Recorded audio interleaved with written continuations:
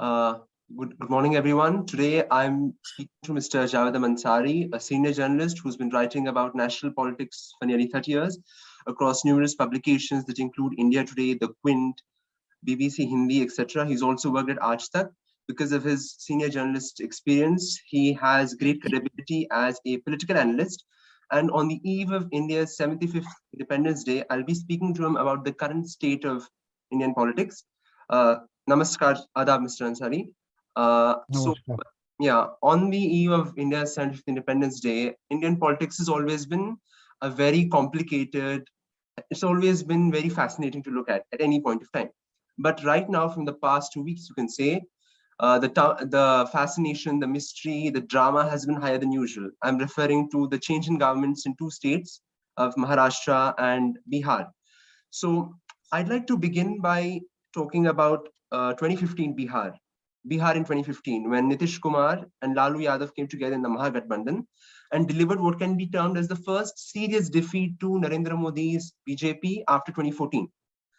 So I'd like to know, why exactly did Nitish Kumar, who was against Lalu Yadav, who had campaigned against Lalu Yadav's Jungle Raj and came to power, decide to go against the BJP and then come back to Nitish Kumar, to come back to the Janata Dal Parivar again in 2015? What were the reasons and the factors that drove him then? Look, he didn't campaign. In fact, in 2013, in 2015, Nitish and Lalu fought that 2013. Nitish and Lalu fought that election together. They were a part of our alliance, which defeated Mr. Narendra Modi's led BJP in 2015. Thereafter, 2 years later, in 2017, they fell apart primarily because Nitish felt hemmed in. Nitish felt that he was not being given a free chance, and he felt that all the adverse publicity, reactions that was ensuing because of the alleged corruption, involvement of some RJD leaders, primarily Tejasvi, in some land scams, was adversely affecting his image, and therefore he decided to jump ship. One big question mark against Nitish always has been the political flip-flops. You know, he doesn't stay for too long with the party. He's in that way an archetype socialist who, socialists can't stay together for more than 3 days and can't stay without each other for more than 3 days. So he has that kind of a problem. But, it is in many ways strange that Nitish and Lalu have not gone the distance and have twice split acrimoniously, because they both go back a long way. They are both products of the Lohia movement, products of the cut type of teeth in the JP movement, emerged as their own. The two, Nitish was instrumental, played a very critical role in ensuring that against the run of play, Lalu Prasad Yadav became Chief Minister of Bihar in 1989. And thereafter, after a couple of years, they fell out because Nitish felt suffocated. Nitish felt there was no space for him, that this social justice movement had actually become a movement that was hijacked primarily by the Yadavs. And he felt that he expected Lalu to, provide a more inclusive government, whereas in his view, Lalu was only catering. Lalu was interested in building his own image, only interested in catering to the MY Mode Bank at the expense of Koiris and Kurmis primarily, the caste that Nitish belongs to. While they have this much in common, they also have dissimilarities. Lalu is flamboyant, in your face. Lalu can rouse a crowd, rouse a gathering like few others can. He's a very good rustic communicator. Nitish and Lalu has only a fleeting acquaintance with good governance. Nitish, on the other hand, is more sober, more sober, and he's very methodical in his ways. He's not given to very low key, allows his work to speak far more organized, lays a lot of emphasis on good governance. And while Lalu is chaotic, Nitish is all about organization, all about planning, and therefore there are these glaring dissimilarities as well. But Right. politics is the art of managing contradictions, and so therefore this is not something that could not have been managed. Nitish managed to has twice jumped ship, and there is this big question mark now against him. While he has a lot going for him, he's provided a much better form of government than what Lalu others has. have done in Bihar. Not just Lalu, even others have done in Bihar. Yeah. He enjoys a clean image. There are no dynastic linkages, stuff of that sort. But yes, he's politically unreliable. His opponents believe he's politically unreliable. They call him a Paltu Chacha. political opportunist, and there's more than a grain of truth in that. Right.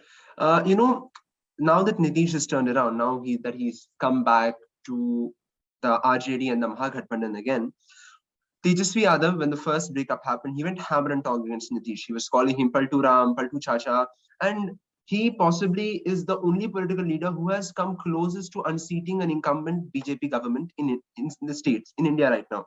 2020, he was very close to beating him. So do you think now that Tejasvi is a part of Nitish's cabinet, now that they're both allies, Nitish has had anti-incumbency. His Sushasan Babu image is not as strong as it was, say, in 2010.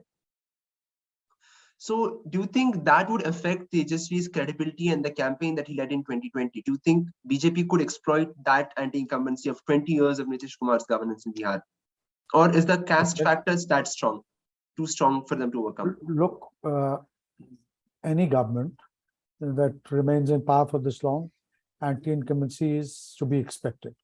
But you will be surprised, the level of anti-incumbency against Nitish is not as great as you would find against some other state governments. Nitish has provided a much better form of government than any other chief minister in the state of Bihar. He has a very clean image. And of course, in any alliance, there are factors that work for you, there are factors that won't work for you. The things that work for this alliance is the social combination it brings to the fore. Earlier, it was just MY, now it's EBCs as well, because Nitish has a lot of following, not just amongst the Kurmis, but the other lower castes. Nitish has a lot of support amongst women. He's taken a lot of measures for women. So that's a demographic that cuts across caste and communal lines. And plus the Congress with their 3 or 4.5% vote, CPI, CPM, CPIML. So you have not just 7 parties, but 7 very they bring together a very formidable social combination, which on paper looks absolutely unbeatable. You never know what will happen in the elections. Yes, you're right. There could be fault lines. After all, how long is Tejasvi going to play second fiddle? Tejasvi is the single largest party. He would rightfully expect to be calling the shots rather than playing second fiddle to his chacha. So maybe a couple of years down the line, when as 2024 elections draw near, maybe Nitish Kumar might be moved to Delhi or might become the opposition's face against Narendra Modi, and that could free up the chief minister's post, because being the single largest party there, they can rightfully claim that post. And for now, because of political compulsions, they're keeping quiet. There will come a point, sooner rather than later, when the RJD will demand that this chief minister's post be given to them. Maybe not now, but in the next elections. Right. My next question is about that. Nitish Kumar, it's very obvious that he's going to be projected as a national opposition prime ministerial candidate phase. And the reason why a lot of people praise him and consider him to be a good chance is because he's a self-made leader. He's OBC. He doesn't have dynastic politics or charges of corruption against him. He can deflect a lot of what Narendra Modi would attack a Rahul Gandhi with. But Narendra Modi not just won because he attacked his opponents. He also offered a very compelling story. He said he would bring the Gujarat model to India. Does Nitish Kumar really have that narrative now?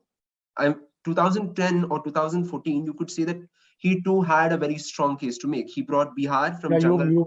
you missed a very important part Yeah, of what Mr. Narendra Modi brings. It's not the Gujarat module which has ensured his victory in 2 elections.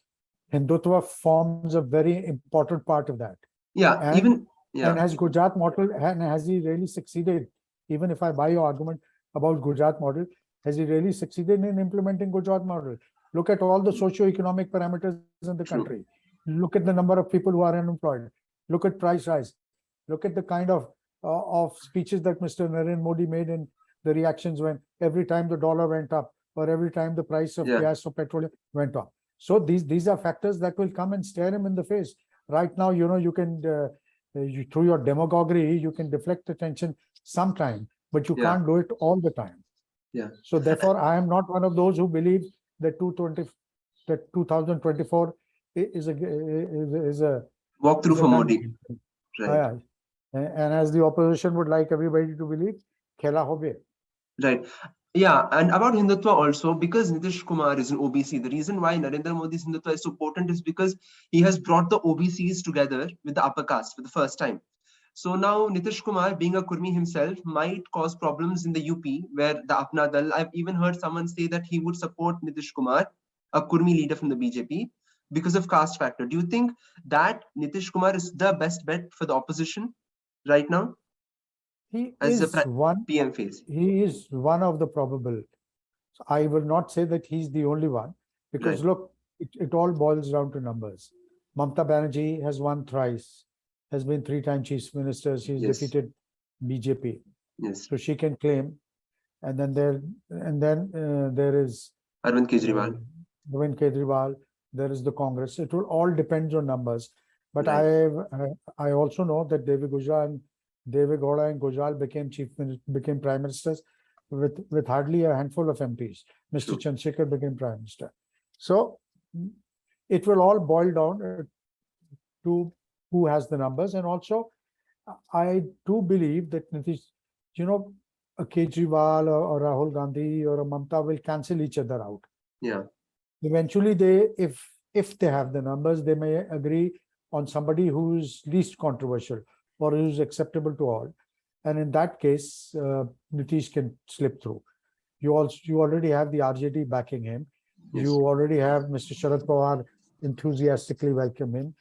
Akhilesh Yadav in UP has lent his shoulder to the wheel. The Congress said that Congress was the first to actually declare that they will support Nitish Kumar for chief ministership once he leaves BJP. So whether all this bonhomie and this goodwill will extend to 2024 also remains to be seen. The opposition has a very long and difficult road to travel on before they get to 2024. But it's difficult, but certainly not impossible. Right. And I was surprised that you didn't mention Sharad Pawar also as a potential PM candidate. His ambitions have been from the longest merit, time. No, ambition, if merit was the only criteria, Sharad Pawar would get it. He's by far the most experienced, most astute. He's been one of India's better ministers. Excellent. His political management skills are excellent. But his health, the only reason that could weigh against him is his health. Otherwise, right. I mean, if you ask me, purely as a matter of merit, he should be the first choice. Right. I mean, if Joe Biden can become president at 80, I don't see why Sharad Pawar can't, since he's campaigning more enthusiastically than a lot of other opposition leaders. Yeah, absolutely. So, Sharad Pawar has everything that it takes to make a prime minister. Yeah, and also now that you're talking about Sharad Pawar, the circumstance, at least the circumstance in Bihar was pretty obvious from a long time. People could see that Nitish was drifting away from the BJP with the FTR parties he had with Tejashwi and so on. But what happened in Maharashtra, the Shinde coup, was totally unforeseen. No one expected it to happen, and it went on, and it's still going on in a sense to very farcical levels, where the cabinet has not yet been formed, if I'm not wrong. So what exactly? No, the cabinet has just been formed. Right. But I think the ministerial where berths are yet to be allocated or something No, like that. that has also been allocated. Okay. Right. But it's taken an especially long time for that to happen Yes. compared to the usual standard. So in 2019, again, this is from where the Maharashtra saga started. The Shiv Sena was allied with the BJP from a longest possible time. And the Shiv Sena was once a party that was more Hindutva than even the BJP. So, what compelled Uddhav Thackeray to break away from the BJP after his alliance had won with a diminished majority, although, and take the You risk know, of joining the Congress? the question to be asked is, why is it that such a large number of BJP's allies are drifting away from it? Why is it Because, that the Akalis? Why yes, is it that Shiv Sena? Why is it the JDU? Why is it that the Chautalas the have all TDP, fallen by the wayside? TDP, why is it? It's they're because eating the them apart. BJP is in an expansionist mode. It is cannibalizing their cadres, it is cannibalizing their territory.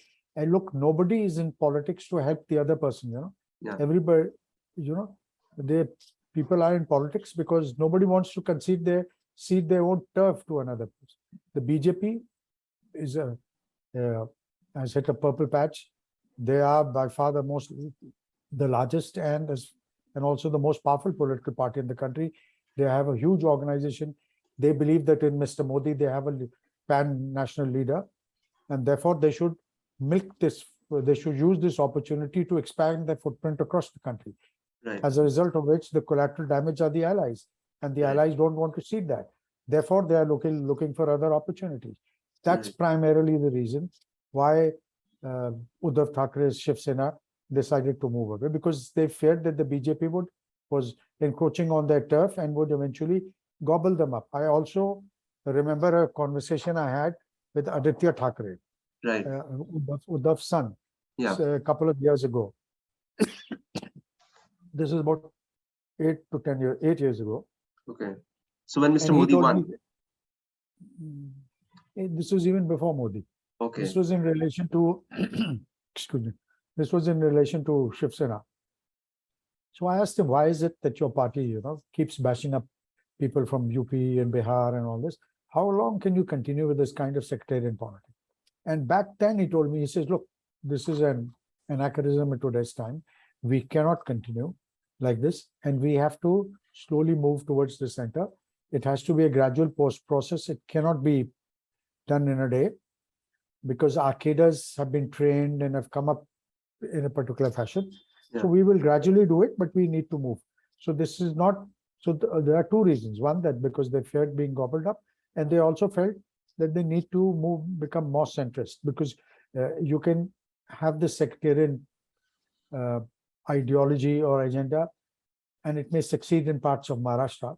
It may not, it will not necessarily succeed out in the rest of the country. And perhaps Shiv Sena also felt that at some point of time, they would like to expand their footprints out of Maharashtra as well. right. Yeah, so, yeah, and after the Shiv Sena allied with the NCP and the Congress, I think the primary person who brought this alliance about was Sharad Pawar. I don't think the Congress had anything to do True, with it. true. Right. But then again, Sharad Pawar's nephew, Let's not totally write off what the Congress may not have been the prime mover, yeah, but without the Congress, this Mahagathbandhan couldn't have come into place as well. So all three, true, Sharad Pawar, given his political acumen, given the fact that he had linkages even with the the Shiv Thackeray Sena, family, yeah, he was the one who brought it together. right.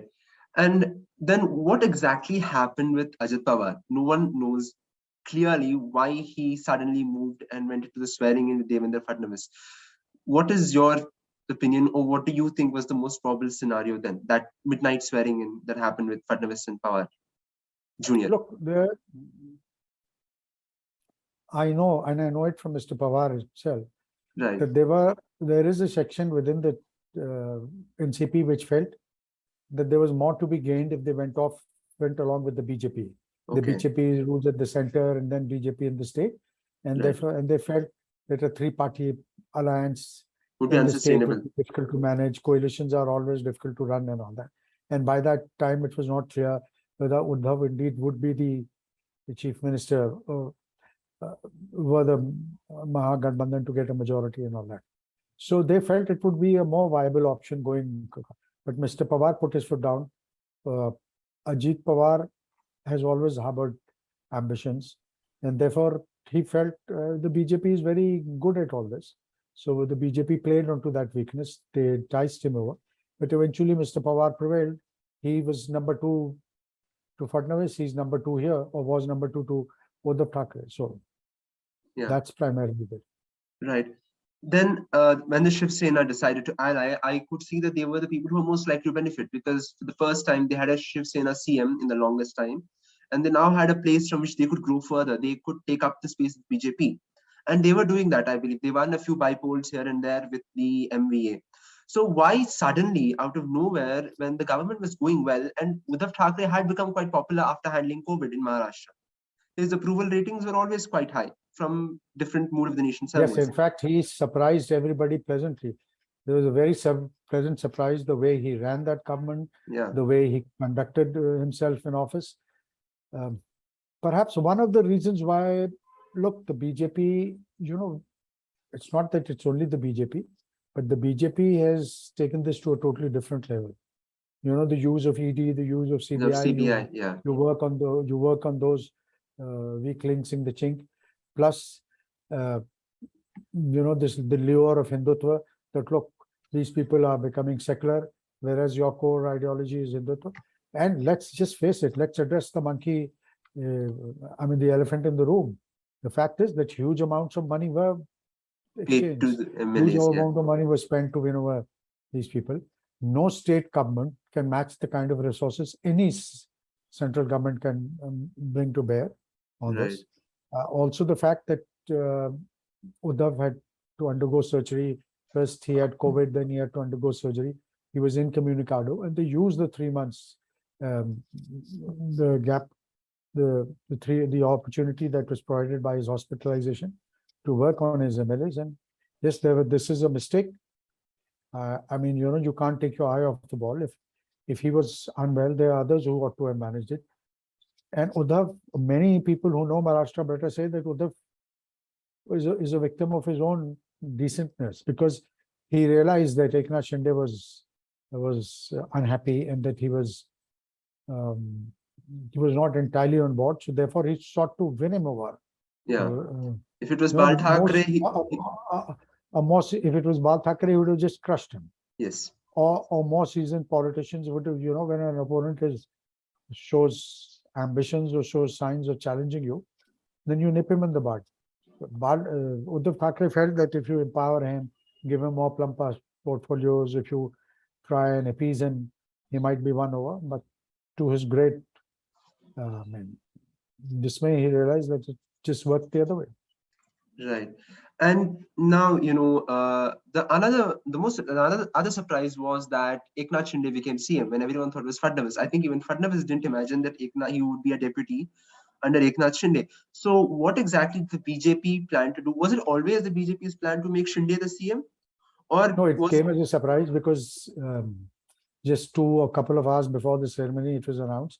And the BJP has done this to ensure that the Sena, to prevent the rebel Sena MLAs from going back again. Yeah. Right. When they've given them chief ministership, they've given 35 of them came out, of which 18 or 20 have already become ministers. So there's a lot of so they've done they're keeping them happy, ensuring that they don't fall prey to Uddhav's attempts to win them back. Right. Now there's also talk, I've heard Sharad Pawar say this, I've also heard Aditya Thackeray say this, that there is a possibility of a midterm election, that this rebel Shinde Sena and the BJP coming together might not last either. Now, one point where we can see that break is maybe the BMC polls, which are coming up later this year, because the BMC has always been the treasury trove of Mumbai, of Maharashtra politics. Anyone who controls the BMC has control over vast funds. And the BJP has had its eye there for the longest time. So what do you think the scenario will be in Mumbai, the BMC elections? Although we shouldn't be talking about municipal elections, the BJP has made even municipal elections the equivalent of state elections these days in terms of hype. And since Thackeray himself enjoys a large personal following, mostly in Mumbai, how do you think that election will play out? And will there be a Mahavikas Angadi alliance there too? Uh, there is a possibility of the MVA fighting together, Right. but even if they don't fight together, then after the elections, they will certainly come together. Yes. They may not fight the elections together for tactical reasons, because they need to, if they fight together, then Sena will have to moderate itself. Will Right. have to take a moderate stand. Right now, they can, on their own, they can go back to the old Sena, Right. take the position that the old Sena used to adopt, so thereby undercutting the BJP and the Eknath Shinde's group's attempts to try and tap into the core vote support base of the of Bal Thackere's Shiv Sena. Right. And also now there's a case between the EC, right, with the Shinde and the Thackeray factions fighting over the party symbols. It's now at the it's now in the Supreme Court. Right. So on the Supreme Court, there seems to be a good possibility that Thackeray might lose this fight. There is, because of the money power. No.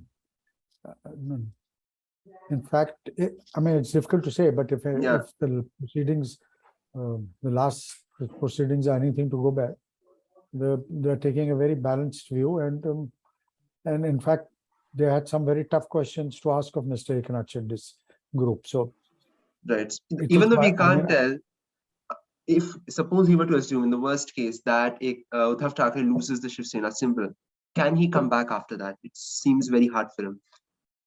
There is. It's again difficult, but not impossible. If you see the kind of crowds that Aditya Thackeray is drawing. Aditya Thackeray has already hit the campaign trail. Right. He was in Pune the other day, and Pune is by no yardstick a Shiv Sena stronghold. Yeah. Yet he drew huge crowds. So right. he's been to Aurangabad, he's been to other places, and he will. And the plan is that before the BMC polls, he will have gone to at least 70% of the constituencies in Maharashtra. So, well, if that happens, and if crowds are any yardstick to go by, look, they don't have the right infrastructure with them. They don't have the government machinery with them. Yeah. Despite that, crowds are turning up. Not just turning up, but they're very enthusiastic and very boisterous in their support for the young man. Then this perhaps could be an indicator of things to come. Right. So do you think there is sympathy wave for Uddhav Thackeray in Maharashtra? Yes. Right. Could possibly be. Yeah. And also we are seeing, I think I saw the India Today poll again, and I saw that the UPA has a chance of winning 30 seats this time. So I think that would also be a good indicator of how popular the Fadnavis, the ED government is. As people are calling it. Right. And also, although we're talking about electoral battles and how different elections, the new possibilities and so on, we talk about index of opposition unity. Is that even possible when Mamata Banerjee is not willing to support the vice presidential candidate?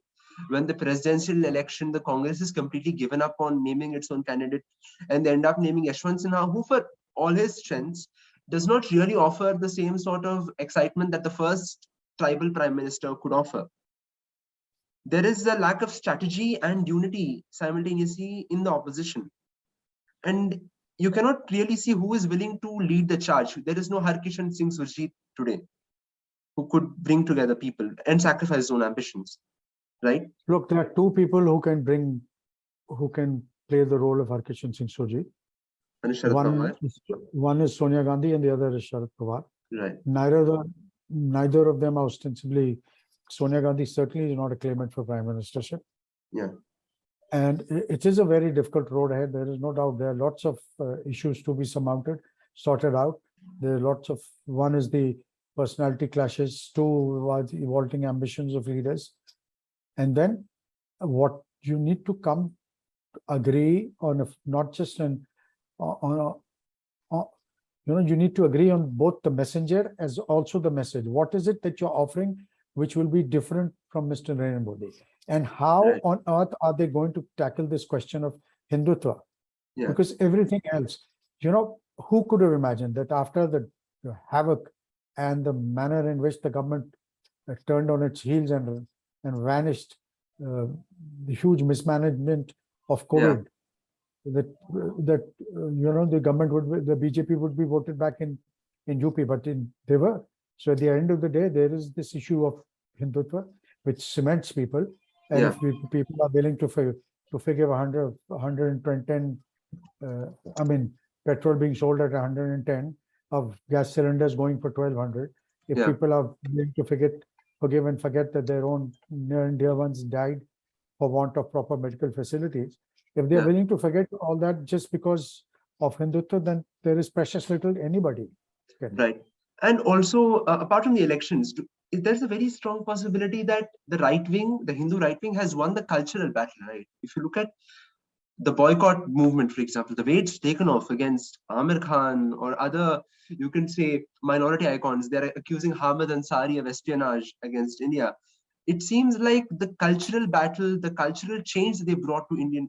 You can't hear me. I can't hear you. Right. Can you hear me now? Yeah, I can. Yeah.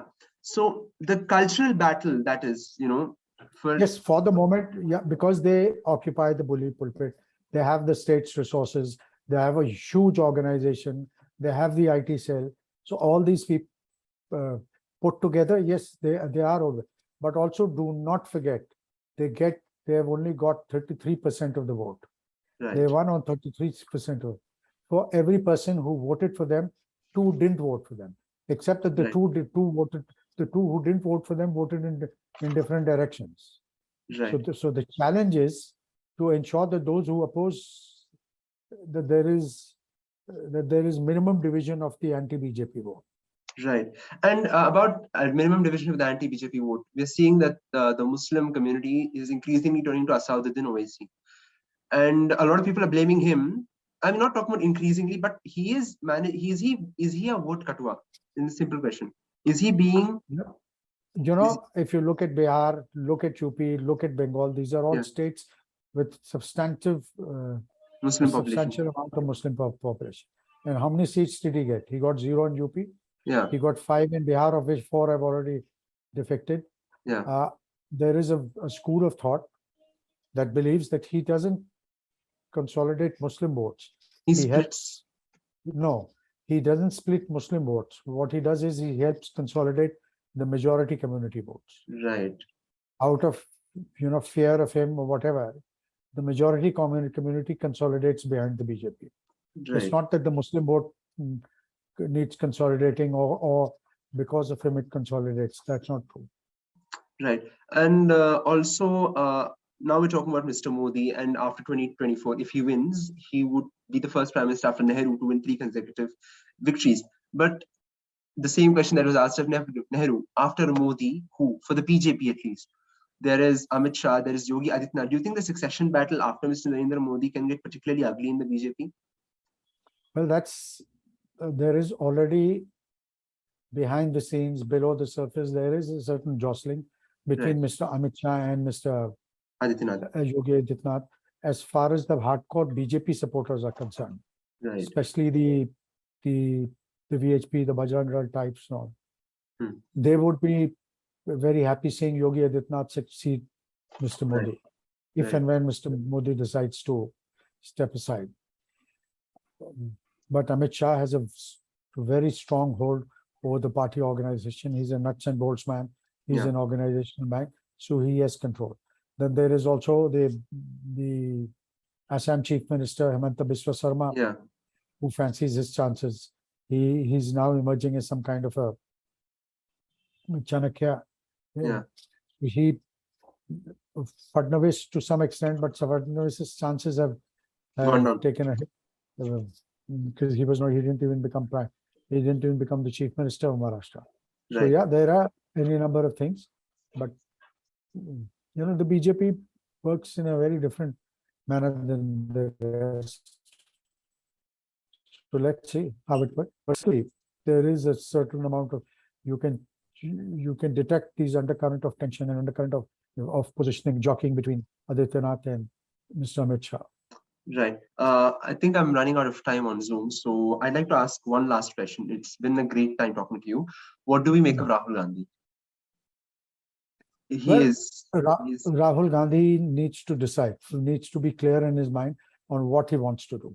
From what I gather, reports, my information suggests that he's not willing to contest, to become the president of the party once again, not willing to contest the organization elections slated for the 3rd week of September. Well, if he doesn't want to, then he needs to also take a very firm decision that he will step aside, allow somebody else, whoever becomes the president, then empower him and put your political weight behind it. Because, no individual, no group of individuals, however important, is bigger than the party. The Congress party, for that matter, any party, the institution is always bigger than individuals. And you can't allow a party to go into coma or go into a limbo and become dysfunctional, because Right. Rahul Gandhi is a very honest, very earnest, very and idealistic. But he's also not very charismatic. obstinate.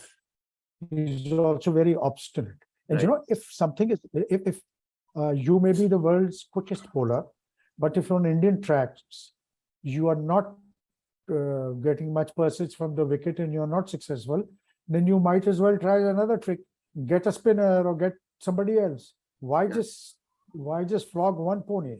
If he's not willing, then, with all due respectfully, he should step aside and allow somebody else. Right. Then again, my question, if not Rahul Gandhi, who? I think there's some very strong candidates. If based on their vote bank, I can see Sachin Pilot or Ashok Gehlot or Bhupesh Baghel even having a very good chance as Congress successors, because they are close to Rahul Gandhi and yet have some command over vote banks of their own. Do you think that a succession, if a non-Gandhi becoming president, would be easy for the Congress to digest? No, it won't be easy. Yeah. They've done it twice, once with Sitaram Narasimha Rao and then with Sitaram Kesi, and it was a very turbulent period. It won't be easy, but that's a lot better than not having a president, no? Right. That's a lot better than not having a president. You should allow, or I have a feeling, my own feeling is that at the end of the day, with Rahul not willing and nobody is, it will be Sonia Gandhi once again. Okay, right. And it's a very interesting observation that on India's 75th Independence Day, two of the biggest parties that have dominated India's political landscape, the Indian National Congress and the Communist Party, both are irrelevant, to say, and both are limited to Kerala now, to be blunt. Why do you think this has happened? And what are the ramifications it holds? It's not fair to say that Congress is limited to Kerala. Yeah, but they're getting the bulk of their seats from Kerala. Yes, I'm exaggerating, but yeah, these things, in the long run, these things don't matter. I mean, for now it's that way. It won't always remain that way. It won't always the same. Yes, the larger point that you make, that both these parties, their support base has shrunk and they are fighting a survival battle. They need to get, the CPI has, for all practical purposes, vanished. The CPM, its bastion of the CPM, can you believe it, doesn't even have a single MLA in West Bengal, a state that it ruled for 25 so many years, just till 15 years ago. So these are the vagaries of politics. What goes up also comes down. So nothing is final. Yeah. And yes, the Congress party is also a pale shadow of what it used to be. You're right. Right. Yeah. I think a lot of it has to do with liberalization as well. I think both these parties didn't really adapt to the post-1991 reforms. Yeah. No, I don't think it's just liberalization. A lot of things, liberalization, the rise of Hindutva, Babri Masjid, a lot of things happen. Yeah. Yeah. My time is running out now. So I'd really like to thank you for giving your time. बहुत शुक्रिया आपसे. Yeah. Thank you. धन्यवाद.